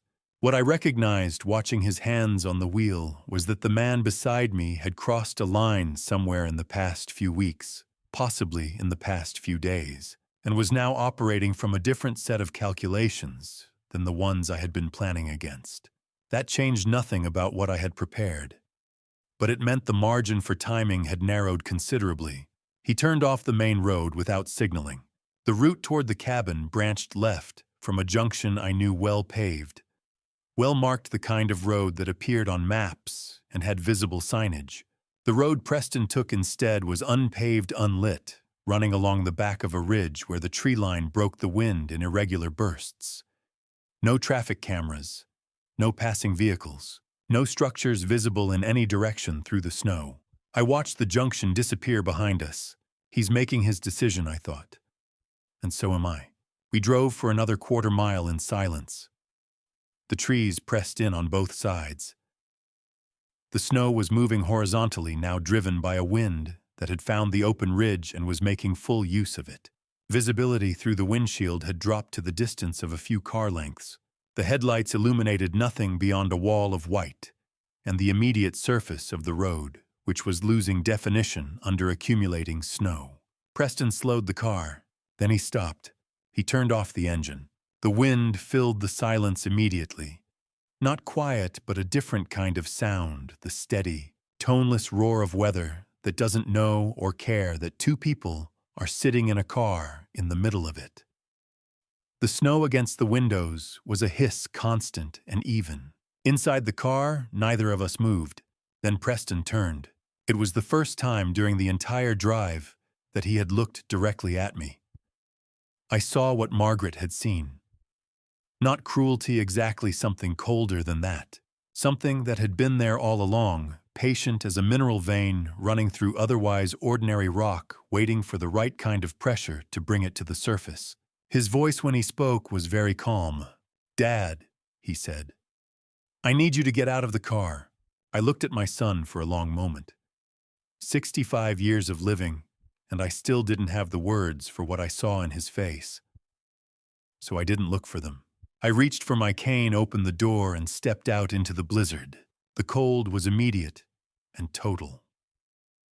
Not the kind of cold that announces itself gradually, the kind that arrives all at once and takes inventory of every part of you simultaneously. The wind off the ridge was driving the snow nearly horizontal.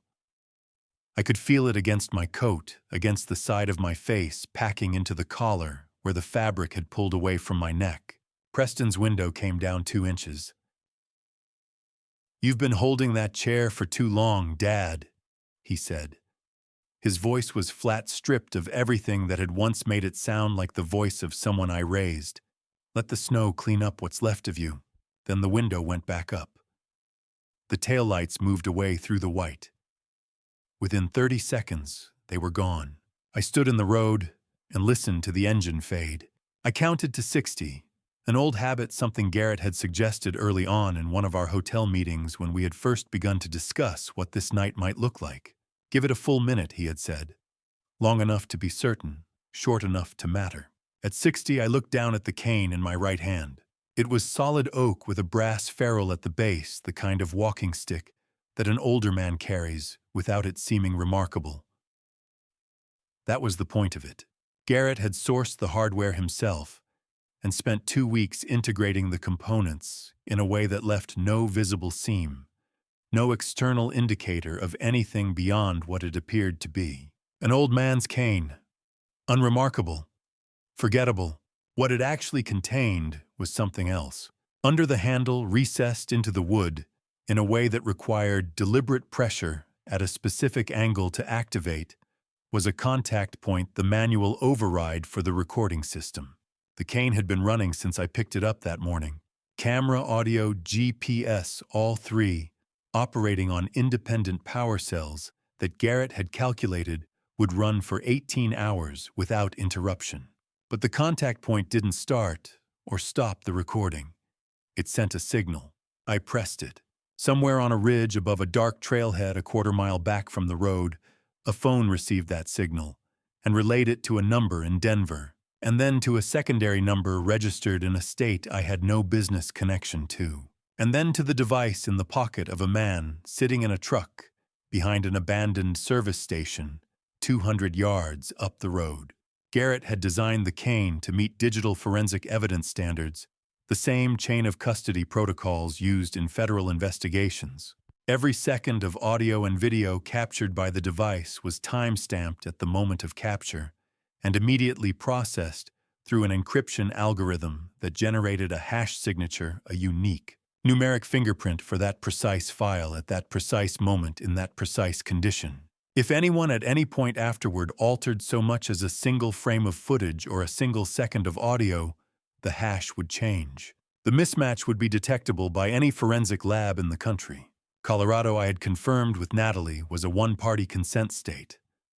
Under Colorado law, a party to a conversation may record that conversation without the knowledge or consent of the other party.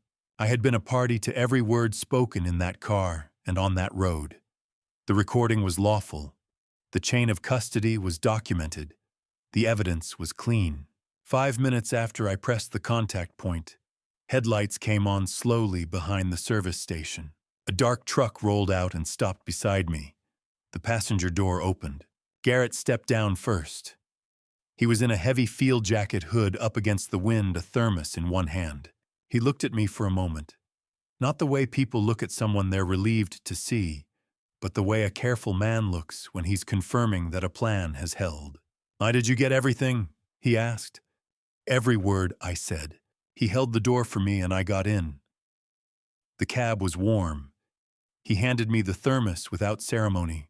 I wrapped both hands around it and sat while he came around to the driver's side and settled behind the wheel. He pulled a laptop from behind the seat and set it on the console between us. The verification took 4 minutes. Garrett connected the cane's data port to the laptop via a cable he had made himself, ran the extraction protocol, and let the software confirm the hash signatures against the originals generated at capture. I watched the screen without understanding most of what it was showing me.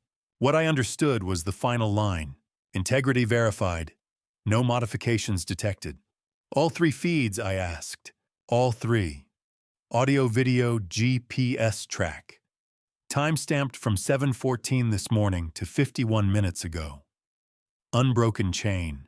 I handed the thermos back to him.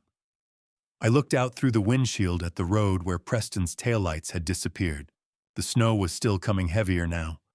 The kind of accumulation that would be significant by morning, that would close secondary roads and slow traffic on the interstate, and be the lead story on the local news by 6 a.m. It was a real storm. The forecast had underestimated it. That was the one variable neither Preston nor I had planned for. And in the end, it had changed nothing about the outcome, only the temperature at which it arrived. What I felt sitting in that truck cab with the heat running and the evidence intact, and the only other person I fully trusted beside me, was not what I had expected to feel. There was no relief, not exactly. No satisfaction. Certainly no triumph.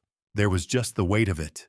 The particular grief of a man who has spent 6 months carefully building the mechanism by which his own son will be destroyed, and who has now watched it activate exactly as designed. The plan had worked. I had what I needed. And I was sitting in a blizzard on a mountain road in November, 65 years old, because my son had left me there. I stared at the dark stretch of road for a long time. Then I turned forward. "Let's go," I said. We drove back toward Denver in silence.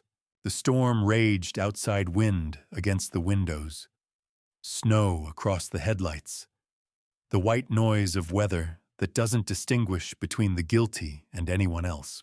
And somewhere in that darkness, moving in the opposite direction, my son was driving home, certain he had solved his problem. Certain the night had gone the way he needed it to go. Certain that what he had left behind on that road was finished. He had no idea the storm had only just begun for him. Natalie filed the emergency motion at 7 the next morning. By noon, we had a hearing date. By evening, Preston had been served. I know because Garrett was watching when the process server knocked on his door. I was not there to see Preston's face when he opened it. I didn't need to be. I had spent 6 months building toward that knock, and I had learned somewhere in those months that the satisfaction I had expected to feel at certain moments was rarely the thing that actually arrived. What arrived instead was something quieter. A sense of alignment, the particular calm of watching a sequence of events proceed in the order you had planned for them. The morning after we returned from Silverthorne, Natalie and Garrett and I met in her office for 4 hours. The table between us held everything: the audio recordings from the cane, digitally verified, and chain of custody documented. The financial records Garrett had assembled over 5 months, cross-referenced against the wire transfer documentation from Luxembourg and the Cayman Islands. The original medical files that Raymond had preserved, the real assessments, the ones that showed a man in full cognitive health, alongside the fabricated versions he had submitted under Preston's instruction.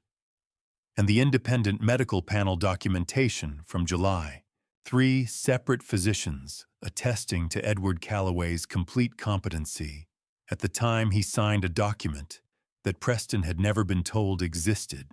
Natalie went through each piece with the same unhurried precision she brought to everything.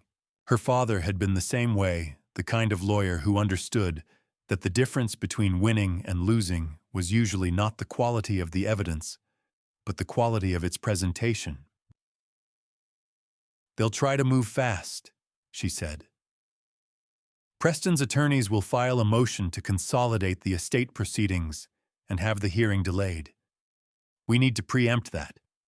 "What do you need from me?" I asked. "Your testimony, your presence, and patience." Patience, by that point, was something I had learned to manufacture, if not always feel. Preston retained the most expensive estate litigation firm in Denver within 48 hours of being served. I had expected that. He had resources, and he had what he believed was a signed will that superseded everything else. In his understanding of the situation, the legal contest was a formality. A brief, irritating delay before the outcome he had arranged resolved itself. He had the document.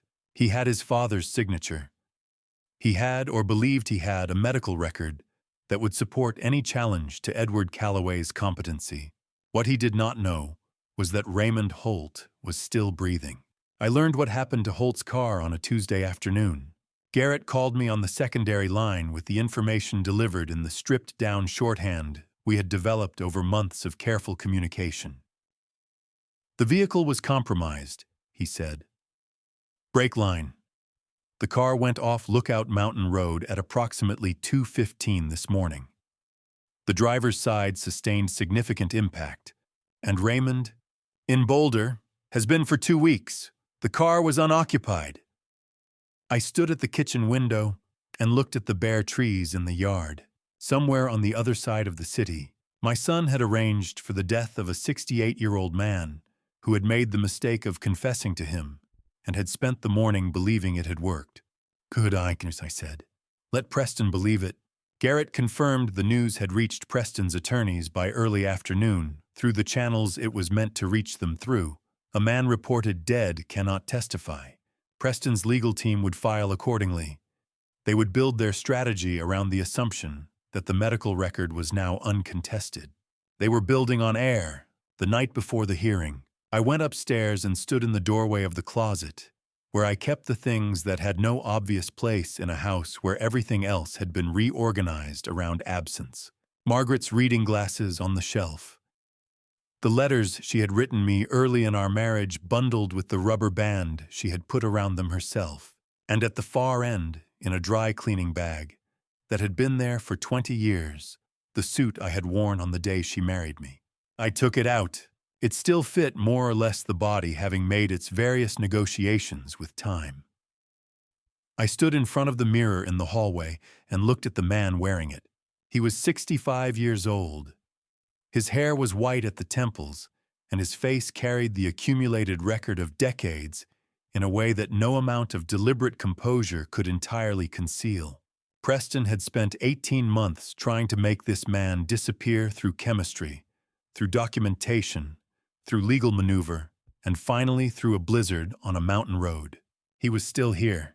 He was not the man Preston thought he had created. Not the failing, confused, easily managed version of Edward Calloway that the fabricated medical records described. He was the man who had started a shipping company with a freight lease and a handshake, who had built it across 30 years into something that kept hundreds of families employed and hundreds of contracts honored, who had loved one woman completely and never stopped, who had made errors significant ones, the kind that cost you things you cannot recover, and had absorbed those costs and continued. He was Edward Calloway. I turned off the hallway light and went to Margaret's chair. I didn't sleep. I sat by the window and watched the city move through its nighttime rhythms, the slow traffic, the distant lights, the particular stillness of a place that continues without you, regardless of what you're carrying. I thought about all the versions of this moment I had imagined over the past 6 months, and how none of them felt the way I thought they would.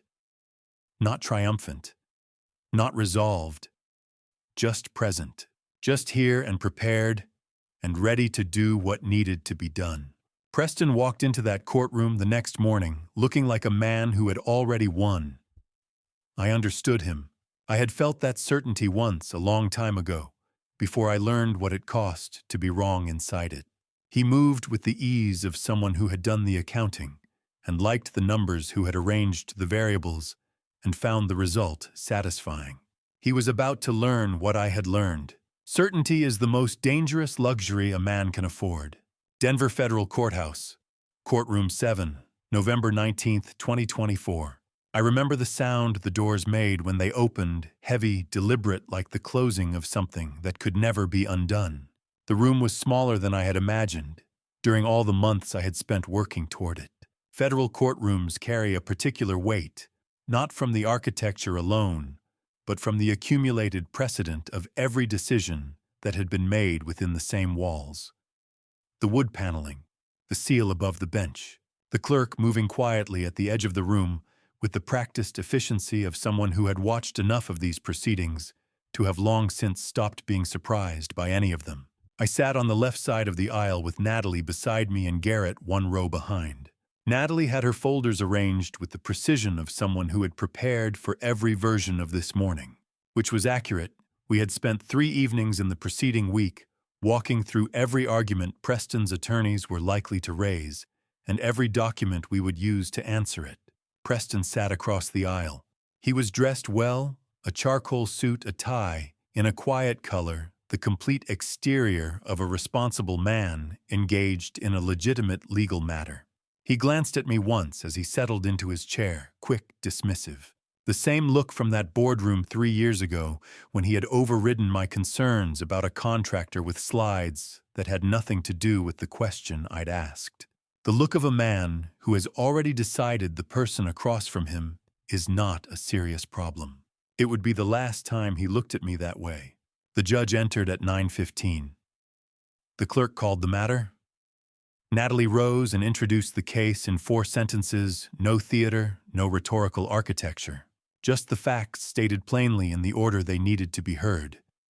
I had asked her once early in our work together why she never opened with an argument. She had said, "The evidence argues. My job is to make sure the judge can hear it." The audio recording was entered into evidence first, Natalie played 47 seconds of it. Preston's voice, clear, unambiguous, unmistakable to anyone who had heard him speak for 32 years, came through the courtroom speakers without distortion. You've been holding that chair for too long, Dad. Let the snow clean up what's left of you." Then the sound of a car window going up. Then wind. The room did not react visibly. It didn't need to. Silence in a courtroom has its own texture, and the silence that followed those 47 seconds was of a specific kind, the kind that settles when something has been heard that cannot be unheard. Preston's lead attorney was on his feet before Natalie had returned to her seat. "Your Honor, we object to the admission of this recording on grounds of evidentiary integrity. The device used was operated during severe weather conditions. The chain of custody has not been established through standard protocols, and we have no independent verification that the file has not been altered or selectively edited." The judge looked at Natalie. She rose without urgency. She set 3 documents on the clerk's desk before she spoke. "Your Honor, on the question of legality, Colorado Revised Statutes, Section 189303, governs the recording of private conversations in this state. Colorado is a one-party consent jurisdiction. Mr. Calloway was a direct participant in the conversation recorded. His consent was given in advance and documented. The recording is lawful on its face." She let the judge note the first document. Then she moved to the second. "On the question of integrity, the recording device generates an automatic hash signature for each file at the moment of capture. This is a cryptographic fingerprint unique to the file in its original unmodified state. Any subsequent alteration of any duration in any portion of the file would change the hash and be immediately detectable. I am submitting the verification report prepared by a certified federal forensic audio analyst whose credentials and court qualification history are appended." The judge reviewed the document. He did not speak. "On the question of corroboration," Natalie continued, "the recording is one element in a multi-source evidentiary record. The GPS data from the same device confirms the location and timeline. The financial documents corroborate the motive. The medical record corroborates the method. The recording does not stand alone. It is consistent with every other piece of evidence in this submission." The judge sustained the admission. Preston's attorney sat down. Garrett was called next. He presented the financial documentation with the same economy he brought to everything, no embellishment, no editorial. Shell companies in Luxembourg and the Cayman Islands. Wire transfers over 26 months totaling $11.4 million. Account structures using deceased relatives' names and forged documentation. The Delaware holding entity established 6 weeks before the events of November 15th, positioned to receive the Callaway shipping equity transfer that Preston and Dominic Hale had arranged. Preston's attorney cross-examined for 40 minutes.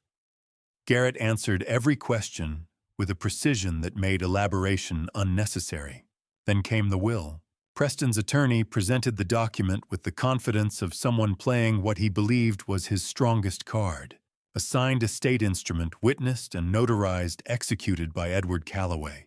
He placed it before the court with the quiet flourish of a man who expects the room to recognize finality when it sees it. Natalie waited until he had finished. Then she rose and placed 2 documents before the judge.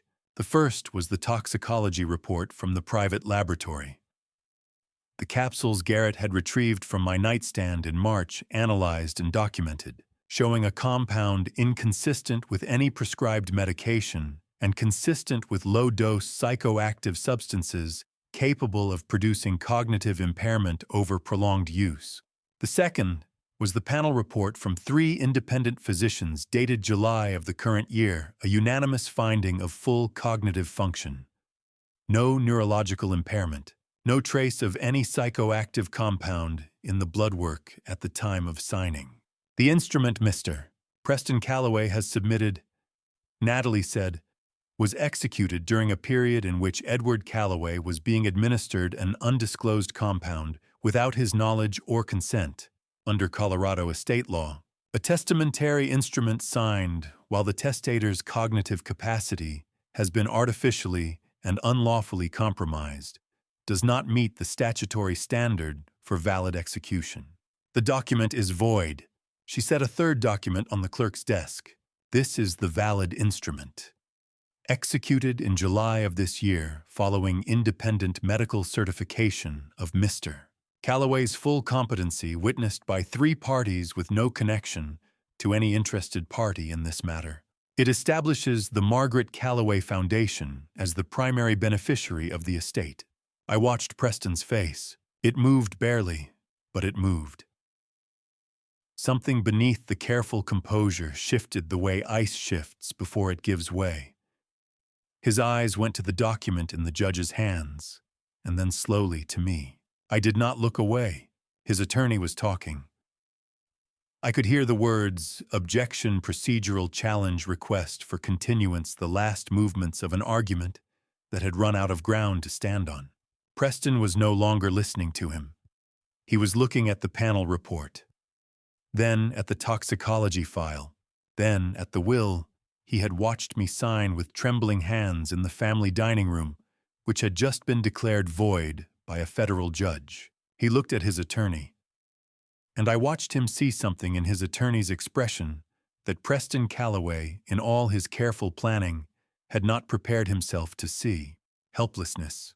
Preston's attorney was still talking, but I could see it in Preston's face, the first crack.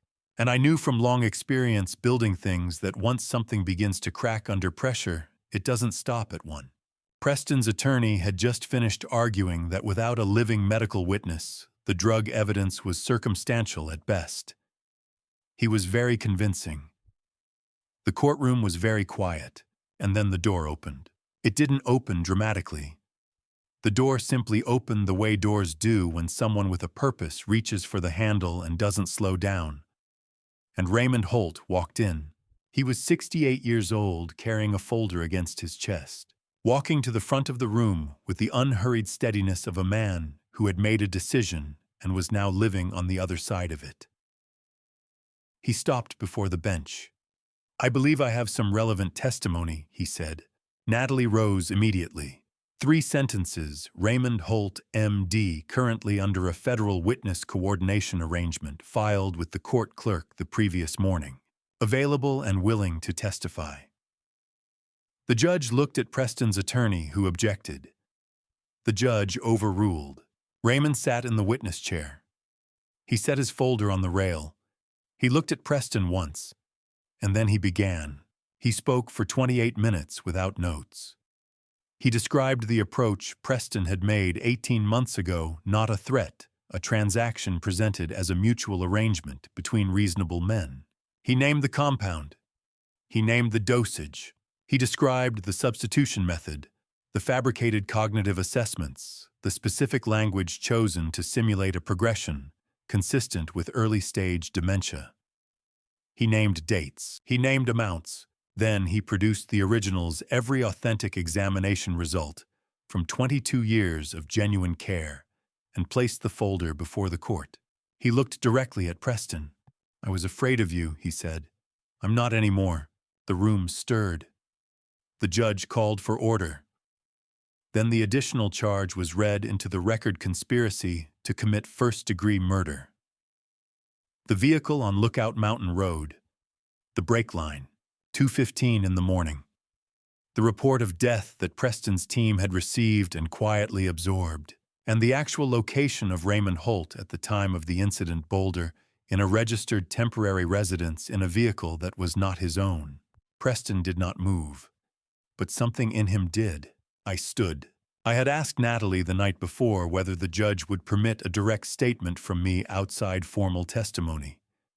She had called it irregular. I had asked her to request it anyway. I'm not entirely certain why, except that some moments require you to be standing when they happen. The judge granted it. I reached into the inside pocket of my jacket, the wedding suit, the one that had lived in a dry cleaning bag for 20 years. and still fit more or less. The one I had chosen that morning for reasons I didn't need to explain to anyone. My hand found the envelope without searching. I had placed it there myself before I came downstairs. The envelope was old.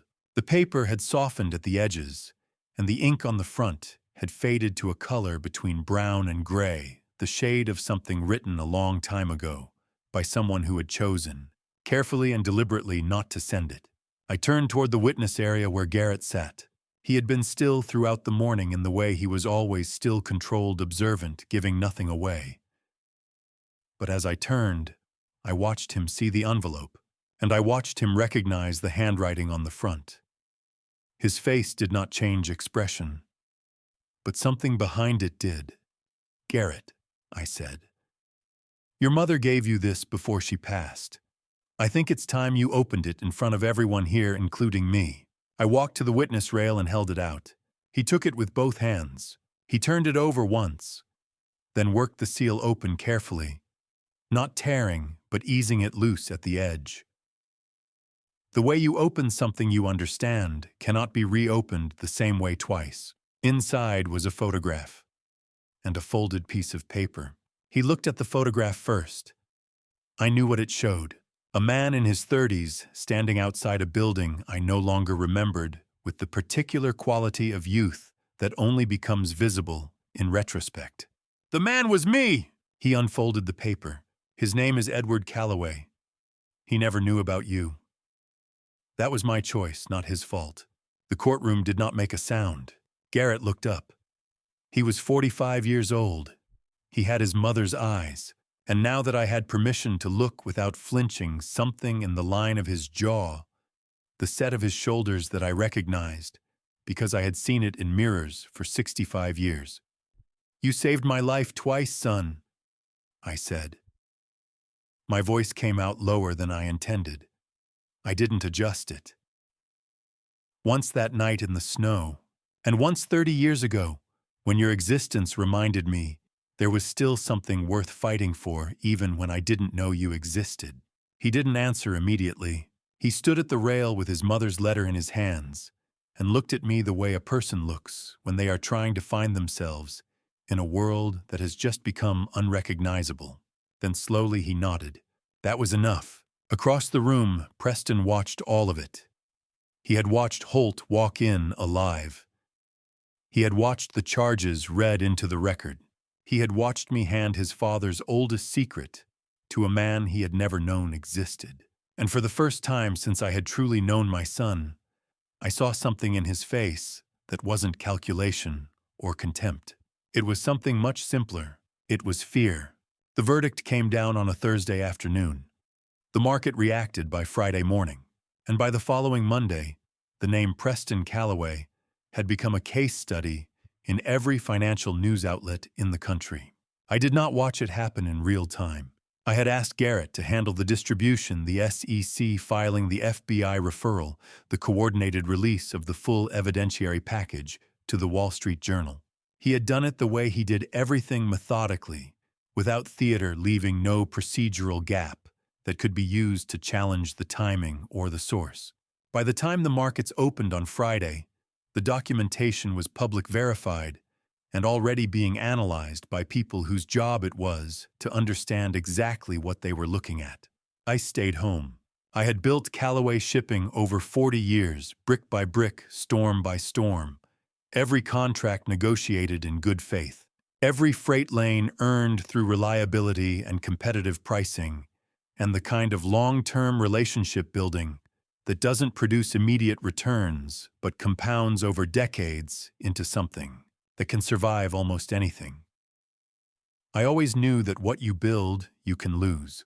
I just never imagined I would watch my own son be the instrument of that loss, and then watch the building stand anyway, without him. Natalie called at 9 on Friday morning. Preston's accounts had been frozen. The Luxembourg holding company and the Cayman Islands structure had been referred to international financial regulators. Vivienne had been taken into custody on charges of conspiracy, wire fraud, and material participation in the medication scheme.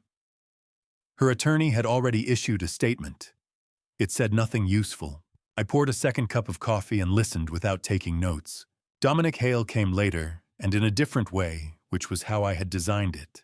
During the investigation, Garrett had identified the Delaware shell company Dominic had prepared to receive the Callaway shipping equity transfer, the clean vehicle no direct name connection, structured specifically to bypass the standard competitor acquisition review.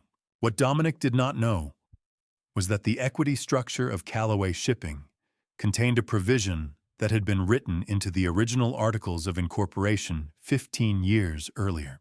A poison pill clause. Standard defensive language in closely held companies concerned about hostile acquisition. It had never been triggered.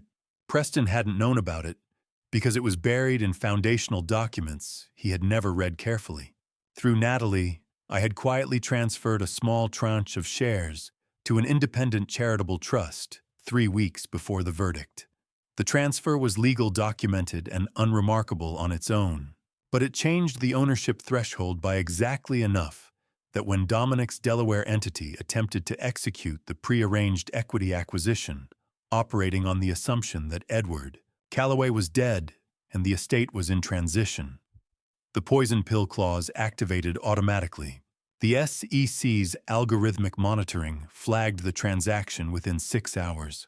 Within 48 hours, investigators had the Delaware filing the email chain between Dominic's team and Vivian's advisory firm, the phone records, and the internal Hale Maritime documents outlining the acquisition timeline.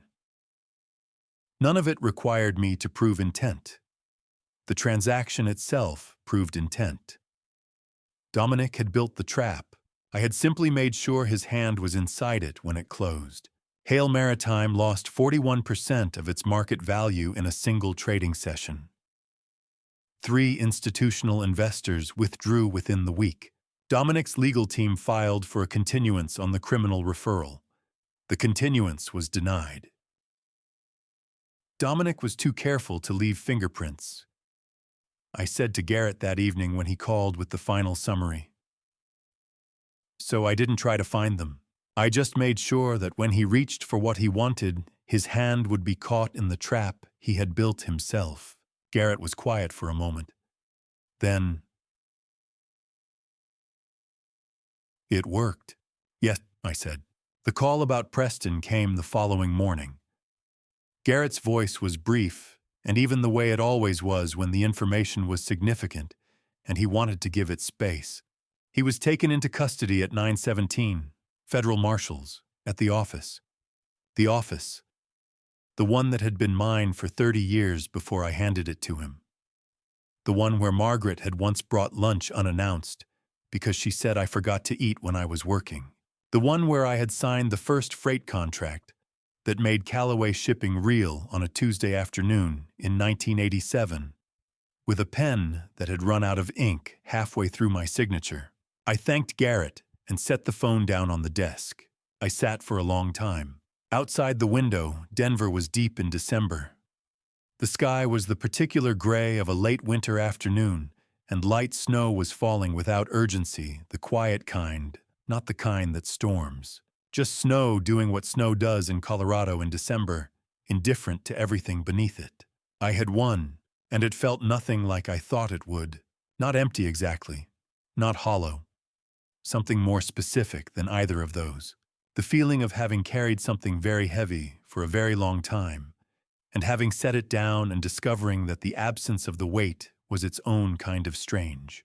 Your body doesn't immediately know what to do with the space. There was one last place I needed to go. Not for the lawyers, not for the company, not for the verdict. For Margaret, and for the part of me that had been standing in that blizzard alone for much longer than one November night. Silverthorne in December is a different kind of quiet. Not the quiet of that November night. Not the held breath of danger and waiting. Not the silence that presses against you when a car engine fades into a blizzard and you are standing alone on a mountain road in 15 below air, counting to 60 and trusting that the plan will hold. This was something else. This was the quiet of aftermath, of things finally irrevocably settled. I drove up alone. I hadn't told Garrett where I was going, which was unusual. We had established the habit of knowing each other's location through months of careful coordination. But this particular drive didn't require coordination.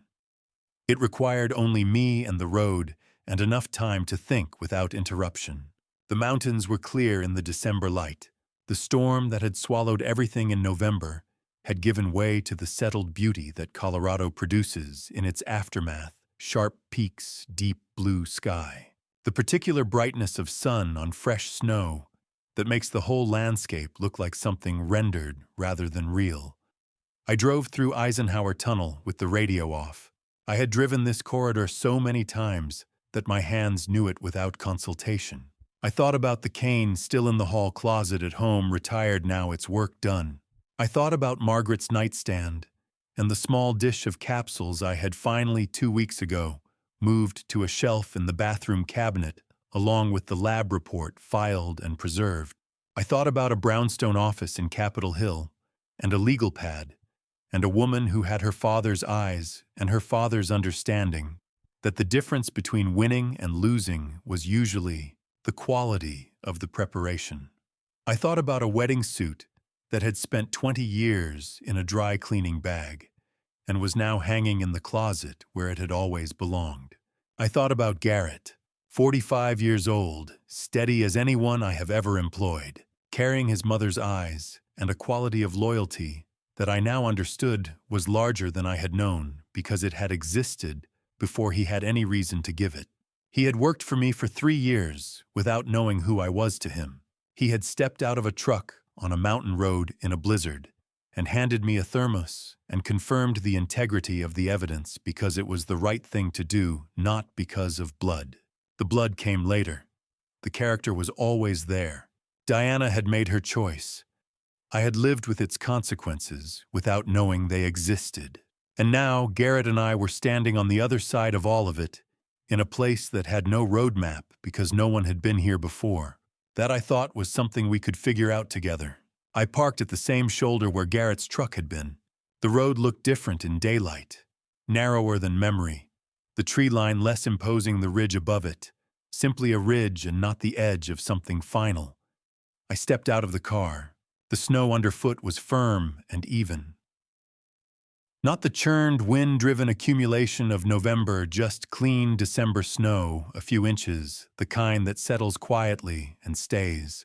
I walked to the place where I had stood that night. I knew it by the position of the trees, by the angle of the ridge, by the particular way the road curved, just before the shoulder widened.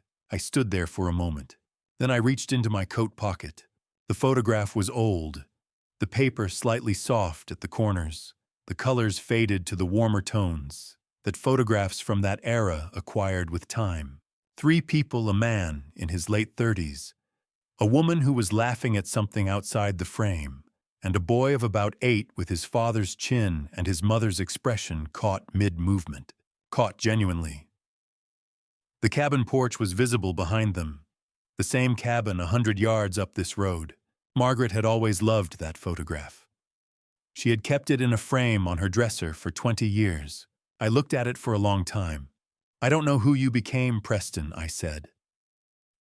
The words went out into the cold and the quiet without echo. But I remember who you were, and I'm choosing to remember that. I crouched down and placed the photograph in the snow. Not dropped, placed with both hands, gently, the way you set down something that has weight beyond its size. I smoothed the snow at the edges without thinking about it. I stood up. The mountains held everything around me without commentary. Margaret used to say that the mountains remember everything, that things said or felt or lost in their presence don't disappear, but simply change forms, absorbed into the permanence of altitude and stone and time. Margaret always said the mountains remember everything I thought. Maybe they do. Maybe they'll hold this too, the grief, the betrayal, the long road back to something like peace. I'll let them. I turned and walked back to the car without looking behind me. Inside, the heater came on slowly and built to warmth. I sat for a moment with my hands on the wheel and looked into the rearview mirror. The road behind me was empty. The photograph was invisible from this distance, which was correct. Some things are not meant to be carried forever. Some things belong to the place where the worst of it happened, so that the person who survived it can leave without them. I put the car in drive. I had a foundation to build. I had a son I was only beginning to know. I had 65 years of a life that had included more loss than I had planned for, and more grace than I had deserved. And whatever came next would be built on all of it, the good and the broken, both the way all real things are built. The road back to Denver was long and clear and lit by winter sun. I have learned in 65 years of living that the storms that break you are never the ones you see coming. They are the ones that wear familiar faces. But I have also learned this, standing alone in the snow on a November night, with nothing but a cane, and the truth that the thing a storm cannot take from you is the choice of who you are when it passes. I drove toward Denver. The snow behind me kept falling. This is my grandpa's story, and I wish it were simpler.